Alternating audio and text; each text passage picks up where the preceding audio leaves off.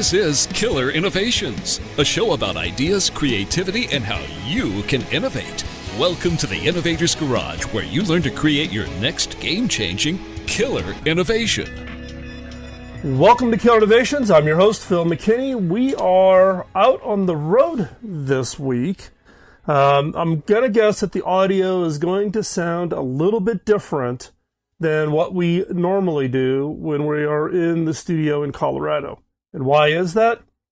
Because we have just taken possession of a custom-built 44-foot bus in which we are in the process of building out a new studio.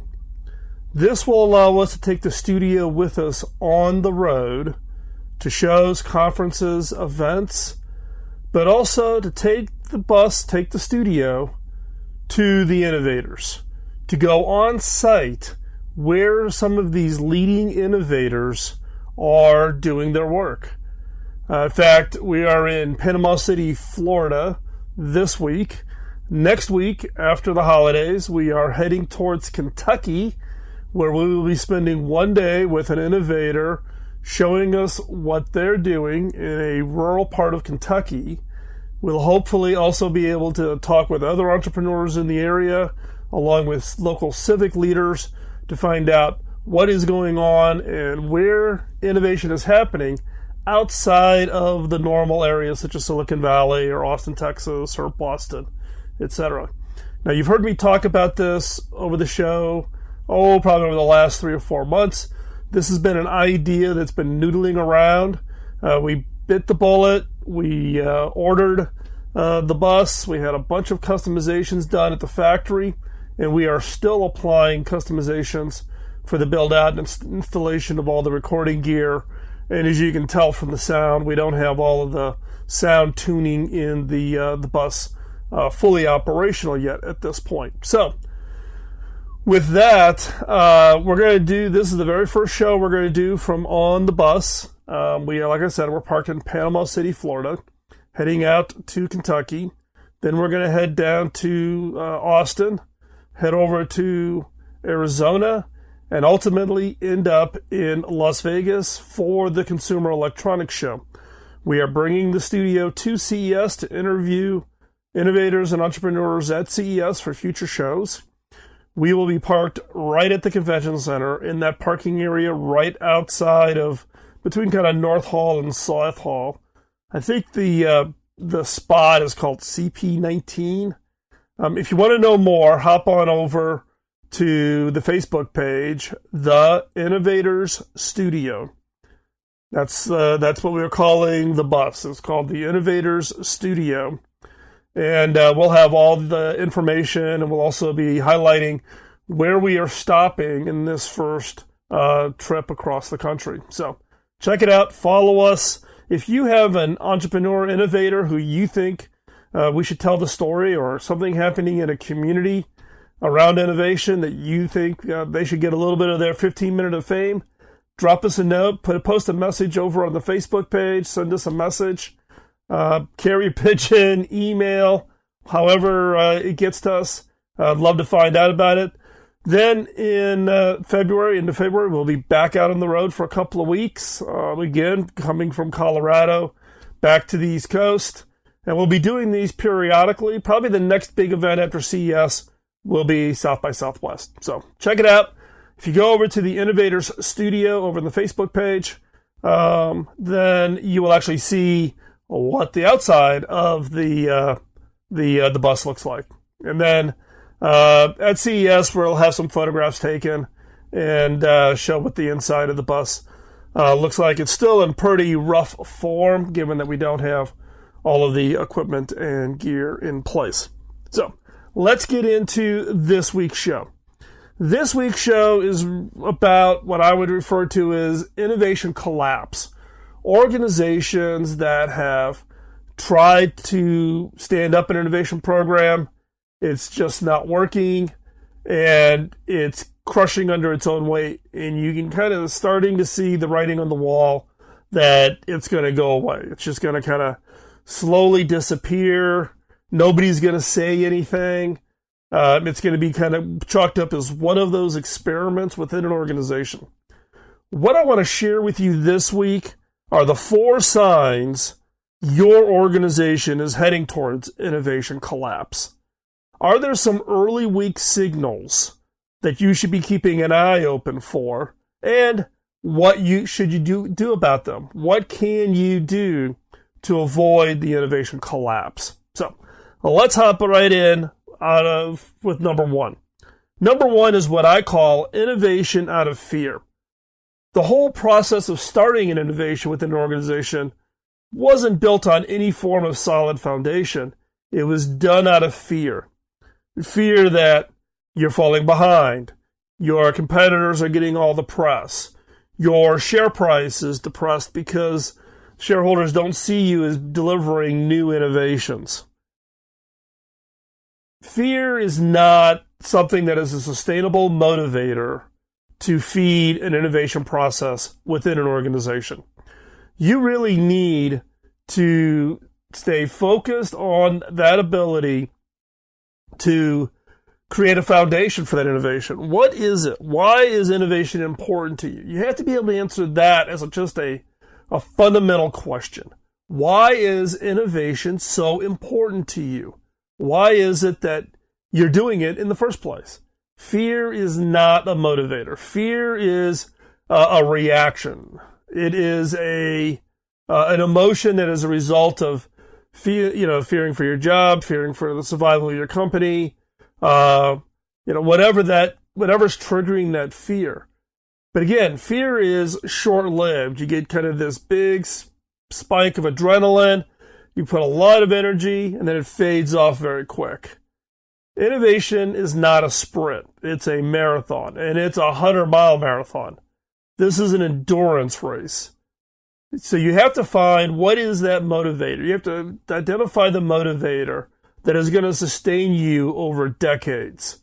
Not months, not weeks, not even a year, but decades. What is the motivator that's going to motivate you and your team to innovate?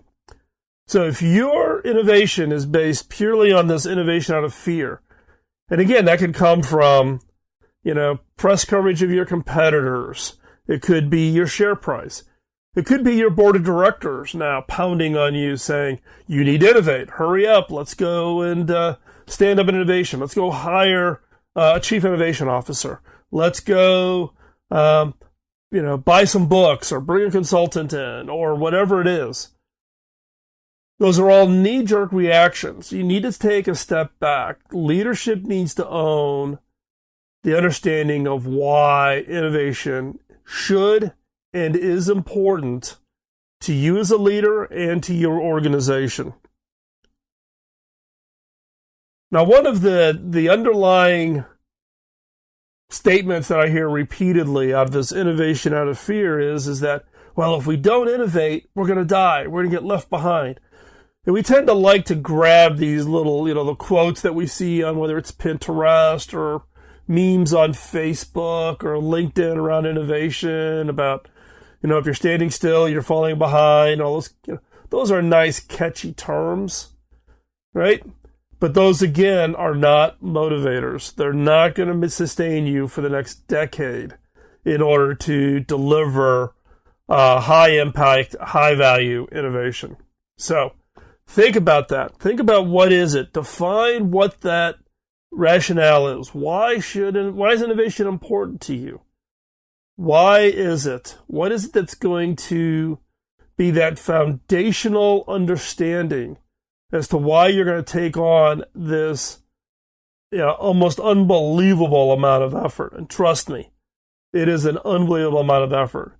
Standing up, leading, running an innovation effort will be the hardest thing you have ever done, bar none. It will be the hardest thing you have ever done. So, if you're going to do that and if you're going to commit to that, then you've got to find that motivator. I'll use this show as an example. When I started this show back in March of 2005, I thought I'd maybe do, 6 or 7 shows and nobody would listen to it and nothing would happen. We're now in season 13. We start season 14 coming up in March. 13 years of doing the show. And what I have found is the motivator for this isn't something that's inside of me, but it's the response and support that I get from you, the listener. The fact that you take the time out, you're listening to this show right now, you send emails in, you ask your questions, you comment on good shows that were really helpful or suggestions for improving other shows. It's that motivation, that feedback loop. Find what that feedback loop is for you to sustain a decade-long innovation effort. Don't do innovation out of fear. And we'll continue this discussion when we come back from this break.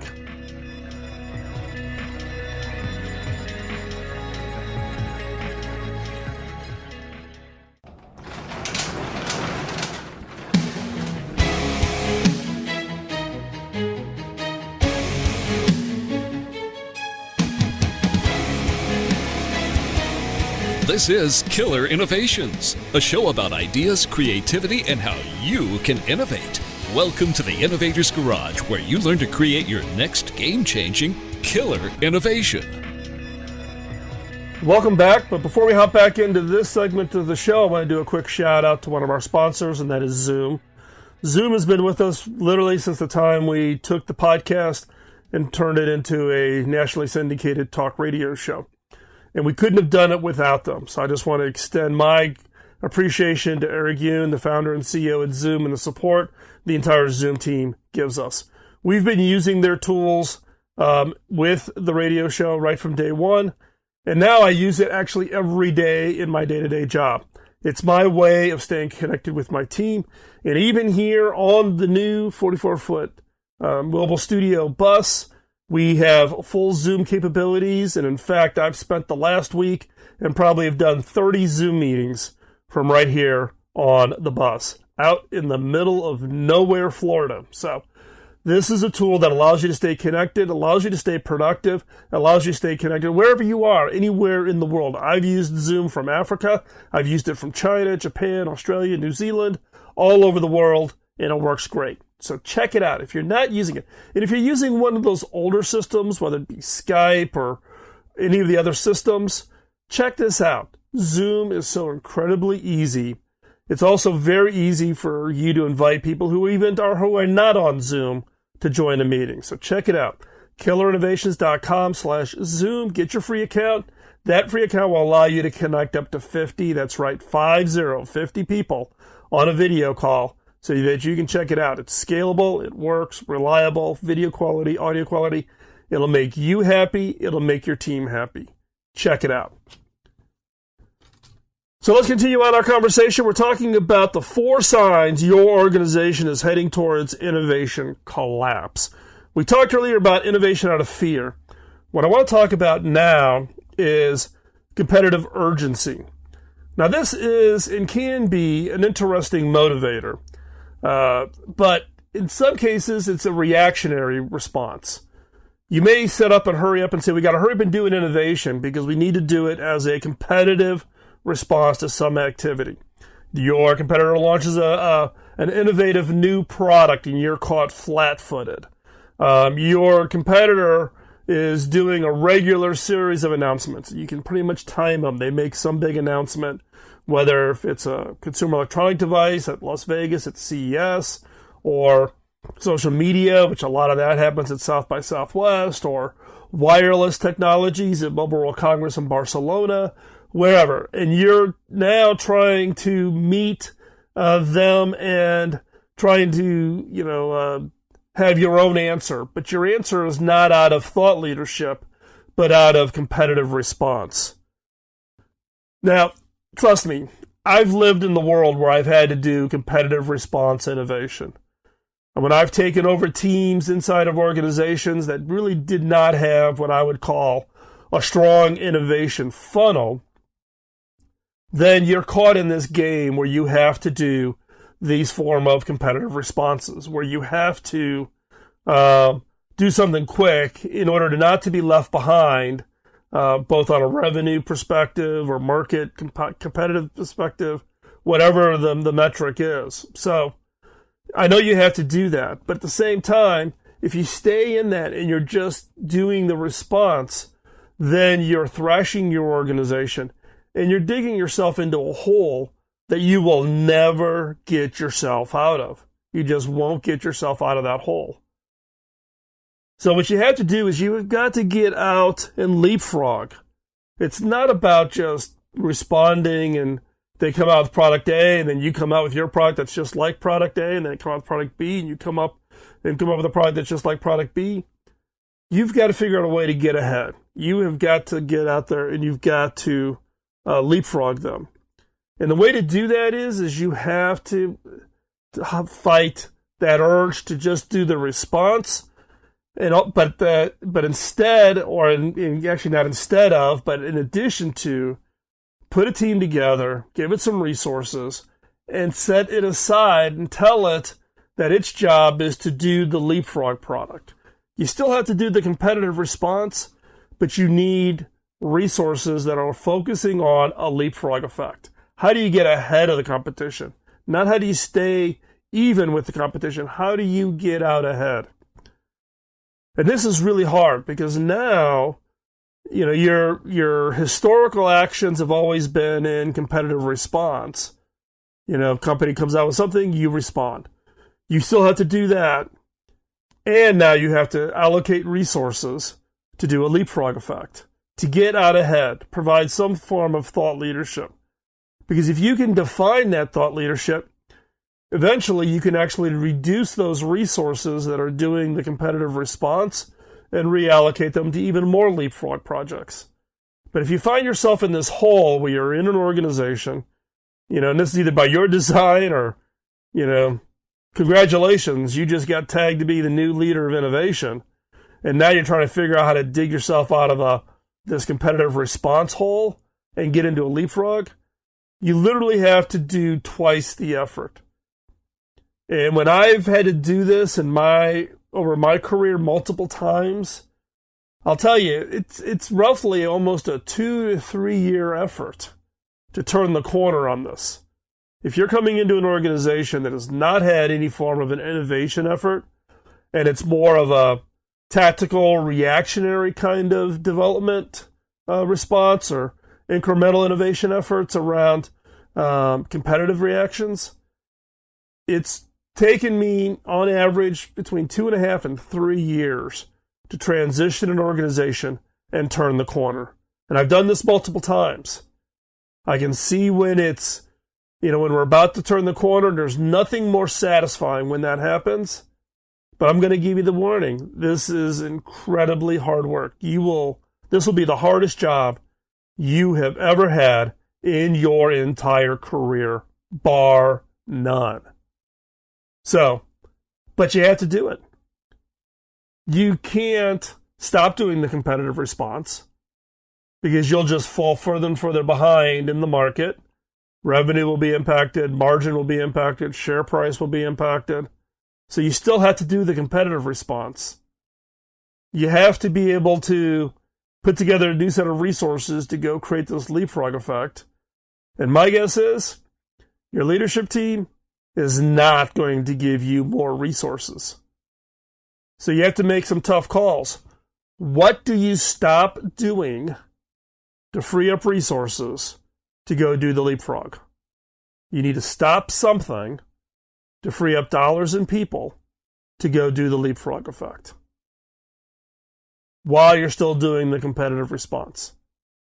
It's a hard path, but absolutely critical if you are not going to see your innovation efforts totally collapse and fail within an organization.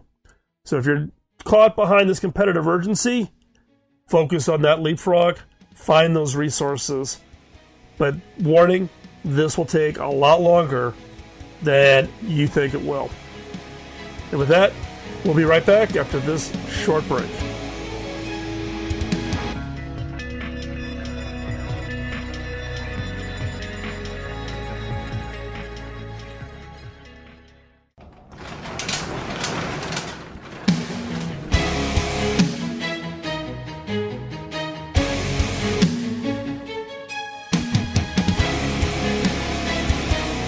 This is Killer Innovations, a show about ideas, creativity, and how you can innovate.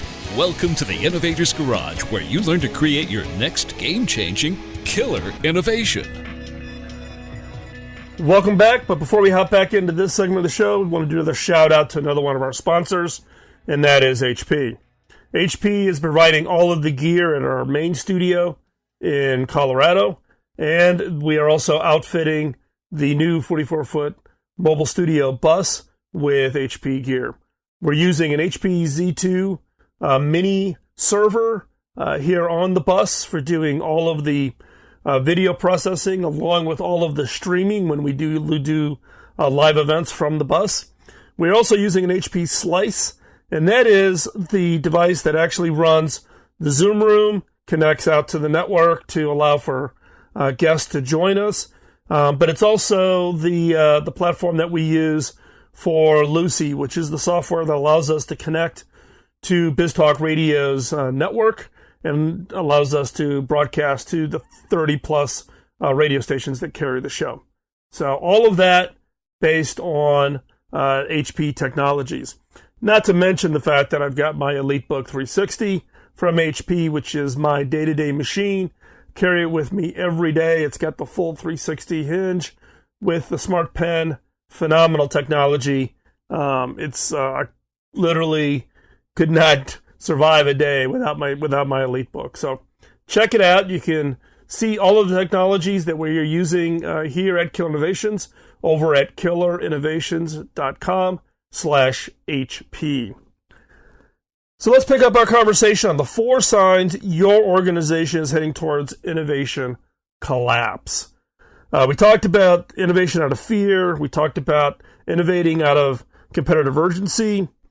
Now I want to talk about what I call silos or fragmentation. These innovation silos are highly fragmented innovation efforts occurring around an organization. If you walk around your organization and there's been this big burst of innovation effort triggered by something, whether it's the innovation out of fear or it's a innovation out of competitive urgency, and all of a sudden thousands of projects get fired up, be careful.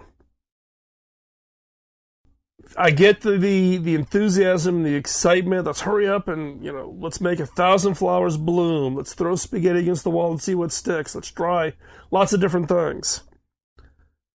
The challenge being, though, is that each one of those projects are actually become individual little islands. And innovation is a team sport. And that team is not confined to just around a project, but it's around that your entire organization being engaged and having transparency and being able to see those innovation efforts that are underway within your organization.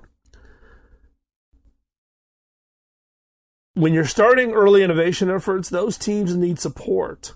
They need to be able to come together. They need to be able to express their frustrations. They need to be able to find, like-minded individuals within your organization. If you just allow, across the large organization, a lot of innovation efforts to all of a sudden spin up, then again, they're back to being these innovation islands. And the big challenge long term is going to be is how do you prioritize all of these innovation efforts? How do you make sure that the right innovation efforts are getting the right level of resourcing, both people, time, and money? It's easy to just simply say, okay, we're going to allow every manager to use their existing budget in order to spin up some innovation efforts. And so therefore, you empower everybody to go do lots of interesting things. But the real question is how do you prioritize that across the organization? Now, I am not advocating for some rigorous reporting and tracking and, God forbid, big program or project management systems, with Gantt charts and all those kinds of things. In fact, given I've run very, very large innovation organizations and I've run very, very small innovation organizations, I actually cannot recall the last time I ever used a traditional project management tool set with any form of project tracking or Gantt charts or any of those. But what you do need is you need some way of tracking and measuring the innovation funnel. You now have all these projects going. At what stage is each one of these? Some of them may be further off. Projects won't show any value for 2 to 3 years. Some may be nearer term, maybe something 6 months out. Not all of those projects are aligned. You could end up with pretty crazy projects out there that make no sense for the organization to go do anything with. So your ability to take these silos or this highly fragmented innovation projects and put together some basic funnel management around it will pay back in spades. Trust me. Now that you've got it in a funnel, now what do you do with it? Now you have to prioritize. Not all ideas are of equal value. Not all ideas are ever going to turn into anything. And some ideas are just so crazy that they don't even apply to your business or industry. So how do you go through a process of saying, good idea, bad idea, stop, go, more resources, less resources? How do you prioritize? Especially if you've got the silos highly fragmented. Because trust me, if you're trying to fix this after the fact, and now you're into managers getting upset because you're taking away their projects that they funded, it's theirs, it's passionate, keep your fingers off. The way to do that, and I've talked about this many times on the show, is an organization, when you're kicking off your innovation effort, you need to define your BHAG, your bold, hairy, audacious goal. You need to define that thing that's going to be the rallying cry, that sets that long-term direction, that's going to define the goal line for success. The best example for a BHAG that I use all the time in my talks, and it's one that I think is just phenomenal, is President John F. Kennedy's BHAG when he challenged the United States to put a man on the moon. Now, his BHAG was pretty simple. It just simply said, we challenge ourselves, we will succeed at putting a man on the moon before the end of the decade and bringing them home safely. So we're going to put them on the moon, we're going to bring them home safely, and we're going to achieve all of this before the end of the decade. So we set the goal, we set the time frame, and we define success. And that rallied an entire nation. Now, BHAGs are incredibly hard to write, really good ones. You can do simple ones like, oh, our BHAG is we want to be a $100 million business. That's actually not a very good BHAG. BHAG has to be inspirational, has to be challenging. It has to say, no, we can't obviously get there doing what we are doing today. We have to change. We have to do something different in order to achieve this very high bar. And what I have found with well-written BHAGs for teams and organizations and entire companies is people will step up. I have been absolutely amazed at what teams have been able to do when challenged, when given a BHAG, what they've been able to do. So the way you do it is you define this BHAG, and then you go through and you ask every one of the team members, describe your project and how it supports or enables that BHAG. It's not you coming in saying the project is a good project or a bad project. What you want is you want to equip and train your teams to be able to self-select on what are the best projects, the most important projects they should be committing the resources to. So once you've defined that BHAG, challenge each of those silos or all those fragmented innovation projects to say, how does your project support, align, enable, help us achieve success for that BHAG? And if it doesn't, then we need to have a conversation. Is this a project we should go forward with? Is this a project we should hibernate? Is this a project we should kill?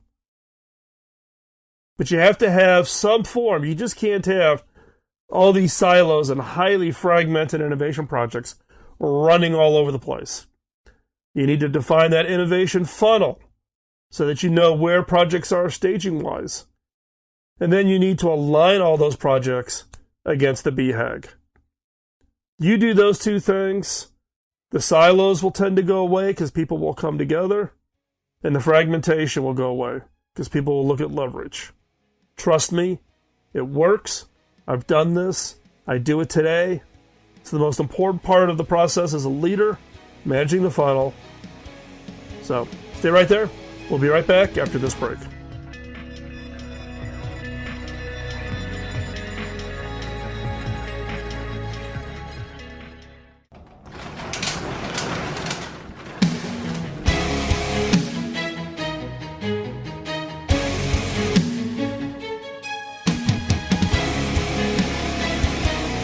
This is Killer Innovations, a show about ideas, creativity, and how you can innovate.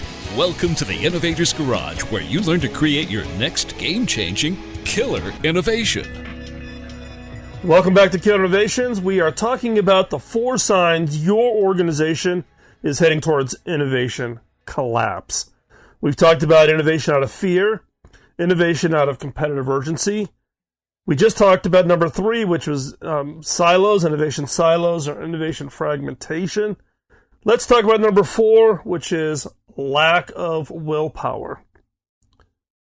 When leaders step off and want to put together an innovation effort, there's lots of early energy, enthusiasm, excitement. You bring in all these consultants and speakers. Maybe you do a retreat. Lots of activities, lots of energy. But look, we all know that there's things inside of an organization that if you are building up an innovation capabilities, there's some things that need to change, that need to be done differently if you really are going to be successful in it. And the challenge for a lot of leaders is are they really willing to do whatever it takes to achieve innovation success? Are they willing to do whatever it takes? If you've been able to address why you want to innovate, how you're going to get out of the hole you're in with the competitive reactionary types of innovation, you're going to get control of all of your innovation projects. Are you really willing to make the changes necessary? Do you even have the right leaders? Do you have the right culture? Do you have the right structure, right compensation, the right motivators, the right board of directors to support your innovation effort? And are you willing to take whatever steps are necessary to fix that? Replace leaders, rebuild a culture, retool your entire organization. And that could mean letting some people go and hiring on new people with the right set of skills. And are your leaders ready to lead? In long-term, well-established organizations, this tends to be one of the hardest things. If you're middle management or you're an individual contributor within an organization, my guess is you could sit back and you could point out a number of things you see within your organization that's going to hold you back. And unless leaders are willing to deal with it, innovation success is not going to happen. This lack of willpower will manifest itself over the long term within any organization. We get comfortable. We don't like to change. Johnny's been with the company 25 years. Yes, he's a naysayer, and yes, he's a roadblock, but he's been here 25 years. Right? Loyalty is great. But in some case, you do have to think about the long-term survivability of your organization, your company, your innovation efforts. And if you're on the verge of innovation collapse, this lack of willpower to do whatever it takes to achieve innovation success will be the boat anchor that will totally undo any other effort you're trying to do to establish innovation. Now, I am the firm believer that everybody is creative. Everybody is innovative. So the immediate knee-jerk reaction should not be, I need to fire everybody and hire a whole new quote, set of innovators and bring them into the organization. You've invested in your people. You've invested in their success. Help them. Help with that transition. But have that will to make the changes necessary. Now, how do you make this happen? How do you get people to kind of step over from the old way to this new way? To get people to be 100% fully committed to a new innovation approach. And that is what I call burn the boats. Set up a restructuring of the organization, a restart, some bright line that once you step over that line, there is no going back. Make some very public statements about the old you versus the new you as an organization. By making it public, then you basically burn the bridge from the ability to go back and be doing it the old way. You've made a commitment, you've made a public statement, burn the bridge.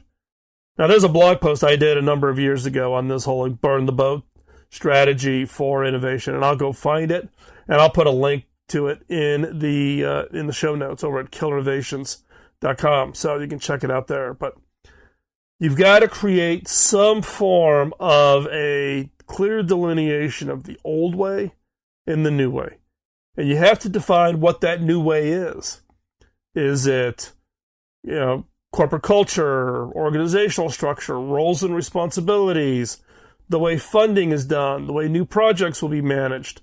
Whichever you've defined is that way path forward for your organization, then you need to burn the boat. You need to be very clear that retreat and going back to the old way is not an option. So let's wrap it up.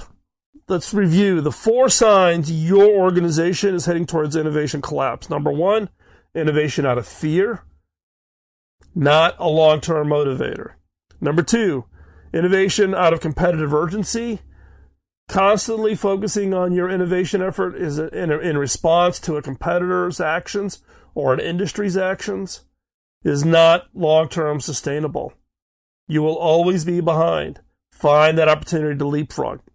Number 3, challenging of working with innovation silos and innovation fragmentation, right? Get your funnel in place and define that BHAG, and lack of willpower.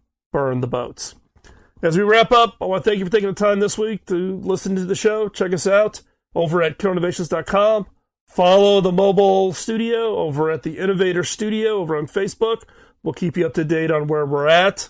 The one thing I would ask from you is if you find the show useful, let others know. Your help in spreading the message about the show and what the content we share helps us attract new subscribers and also to find innovators from around the world that we can help tell their stories. So with that, have a great week. Do not let the innovation antibodies get you down. Get your ideas, get them out there, go out, change the world. We'll talk to you next week. Bye-bye.